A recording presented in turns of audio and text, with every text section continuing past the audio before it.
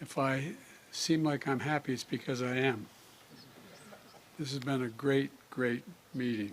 That cheerfulness from U.S. President Joe Biden came after he and the leaders of South Korea and Japan agreed to deepen military and economic ties. And the countries made their strongest joint condemnation yet of aggressive behavior by China in the South China Sea. The new commitments were formed Friday at Camp David, the Maryland presidential retreat. Today, we've made history with the first ever standalone summit between the leaders of our three countries, as well as our commitment to meet together on the leader level annually. At a joint news conference, Biden, along with South Korean President Yoon and Japanese Prime Minister Fumio Kishida, committed to consult promptly with each other during crises and to coordinate responses. We're doubling down on information sharing, including on the DPRK's missile launches and cyber activities, strengthening our ballistic missile defense cooperation, and critically, we've all committed to swiftly consult with each other in response to threats to any one of our countries from whatever source it occurs.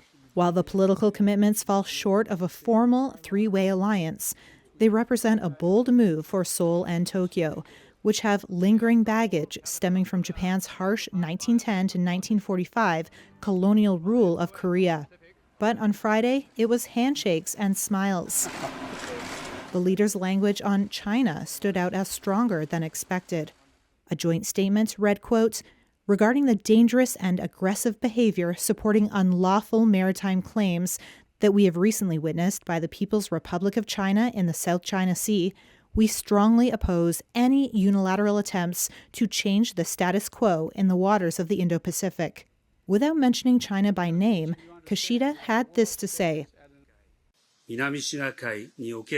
The unilateral attempts to change the status quo by force in the East and South China Seas are continuing, and the nuclear and missile threats of North Korea is only becoming ever larger under such circumstances. Not to say we don't share concerns about the economic coercion or heightened tensions caused by China, but this summit was really about our relationship with each other. Beijing has warned that U.S. efforts to strengthen ties with South Korea and Japan could increase tension and confrontation in the region.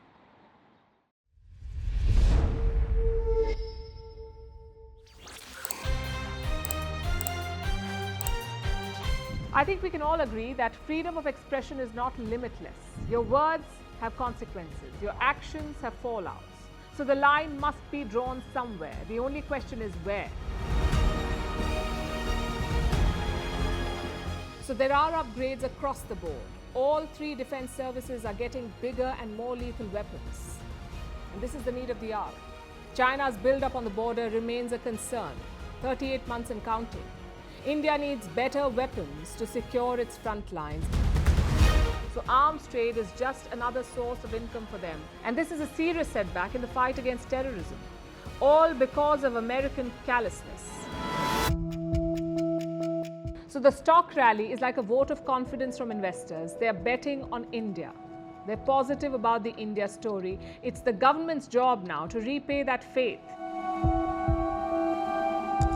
This incident once again highlights the role of social media and the internet. It's a double-edged sword, really.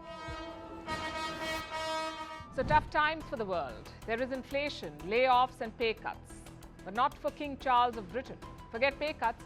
He's all set to receive a massive pay hike. What is offensive to one religion could be sacred to another. Europe must realize this. They keep lecturing the world about minorities, how they should be protected, how their rights and culture must be promoted. But at home, it's the exact opposite. People are burning the holy book of your minority group. And what is your response? You say it's freedom of expression.